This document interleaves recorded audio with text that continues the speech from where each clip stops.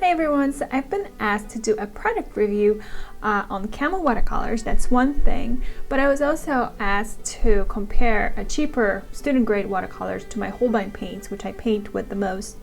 And Holbein watercolors are professional grade watercolors, and these Camel watercolors, they're very cheap, and I bought them off Amazon for like $10. These are definitely student grade. What also happens when you buy student grade, you don't have pure pigments, and the ingredients are synthetic. You have a lot of hues and you just don't have like regular colors. Hues means they're substitutes for real colors. So for example, when you have Viridian hue, that means the company was trying to substitute the real Viridian color, which would be made with natural ingredients, and they would try to make them using synthetic ingredients to create a similar shade. The same thing with the cobalt blue hue. So normally with professional grade watercolors you would have cobalt blue, but when you have student grade cheaper quality watercolors, you have often a hue, and the hue means that the company was trying to create a similar shade to the cobalt blue, which would be made with natural ingredients, and here they would use synthetic. So overall, my experience wasn't terrible. It wasn't as bad as I thought it would be with these watercolors. They are fine to do simple projects. The one thing that threw me off the most was just the smell of it. It really smelled like chemicals, like toxins, and that was the thing that just didn't want to make me paint anymore. But overall, I noted for myself as I was painting that when I was applying the first layer, it was actually pretty good, pretty easy. I started with wet on wet, so I wetted the whale and I started applying all the colors, and actually the process was very pleasant. It was pretty easy to apply all these colors. So the first layer was good, and then I noted for myself that the additional layers, there was not much vibrancy. So I was kind of trying to mix the colors in a way so to bring that vibrancy. It was a little harder because it was becoming more pale. Both of these paintings are done on Arches cold pressed 140 pounds watercolor paper, and the one on the right is with Holbein watercolors, and this one on the left is using Camel watercolors. Now for the blending, if it was the first layer and I was just mixing colors wet on wet and adding different shades, it was pretty easy just to blend the colors. With the second layer, it was a little harder. I would get the hard edges and so on. I didn't see the vibrancy as much, so I just kept adding more and more and more. Something that I wouldn't have to do with my Holbein watercolors. I would achieve the vibrancy in a very simple way, much faster, much easier. But overall here, on my Camel tester here, it was actually, blending was pretty good. It was okay. And again, I did make a note for myself that the paint smells really bad. It smelled like chemicals, and that was just throwing me up like crazy. With Holbein watercolors, I don't smell anything. It's really pleasant, and you don't smell anything. Also, when you buy watercolors like in this pack, the palette is very limited, so I only had 12 colors, and that's why I was mixing some of these simple ones like the cobalt blue hue. I was mixing a little bit with the black, and I had white to lighten it up and so on. When you don't have that many colors, you often want lighter tones, and that's when I would mix some of the blues with the white to achieve a lighter tone, and to darken it up I would add a little bit of black color. So overall, again, this wasn't as bad as I thought it would be. I actually enjoyed painting it. It's just there's a few things that obviously the mixing wasn't as easy, the blending part wasn't as easy, and the vibrancy, it wasn't as fast, achieved as fast as I would when I use Holbein watercolors. When I do paint with my Holbein watercolors, it's just so easy to blend the colors.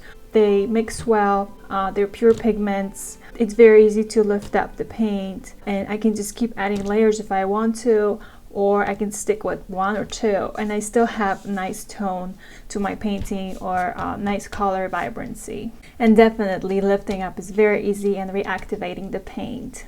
So you can decide for yourself whichever you like better. If I am painting something this simple, like a whale, I don't have a problem, I guess, using these student grade watercolors. If I was doing something more like a landscape or a waterscape, that would be much harder with these watercolors. They wouldn't blend as easily, and I wouldn't be able to achieve the vibrancy of colors, and especially when I add layers on top of layers. So now here, if you would like to follow along, I'm going to show you how I painted this whale using Camel watercolors.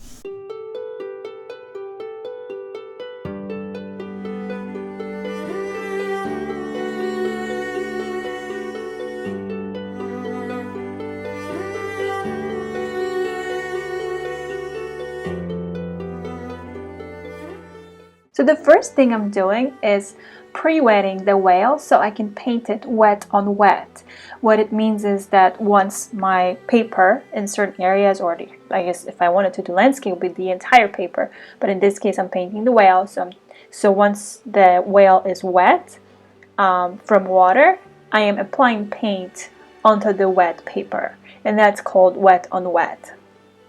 Now you don't want to have too much water on your brush when you are already applying colors. So because you have to remember that your paper is already wet, and when you have too much water on your brush with the paint, then everything just disperses like too fast. It's out of control, you can get blooms, and you don't have much control. So you want to have less water mixed with your paint and go slow with smaller amounts.